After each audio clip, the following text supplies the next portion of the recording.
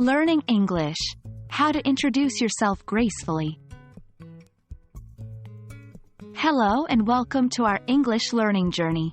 Today, we are going to focus on something very important, especially when meeting new people, introducing oneself. It's essential to know how to present yourself in a confident and friendly manner in English. Let's get started. Before you introduce yourself, you usually start with a greeting. The time of day can dictate which greeting is appropriate. Good morning, used until about 12 p.m. Good afternoon, used from about 12 p.m. until about 5 p.m. Good evening, used from 5 p.m. onwards.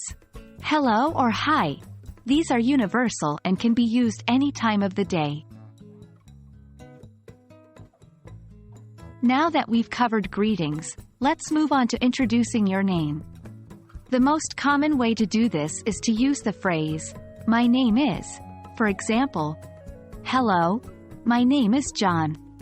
Another way to introduce yourself is by saying, "I'm."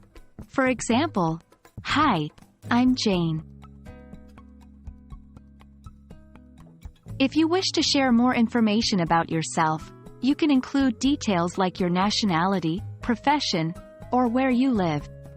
For instance, "I'm from." This is where you mention your country or city of origin. For example, "I'm from Paris. I'm a.n." Here you can share your profession. For example, "I'm a teacher. I live in." This is where you share where you currently reside. For example, "I live in London."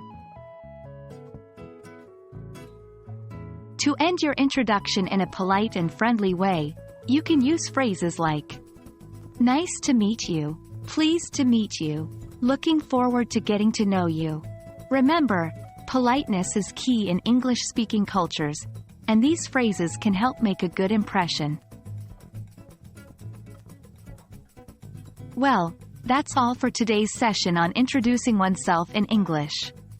We hope you find this useful for your next English conversation.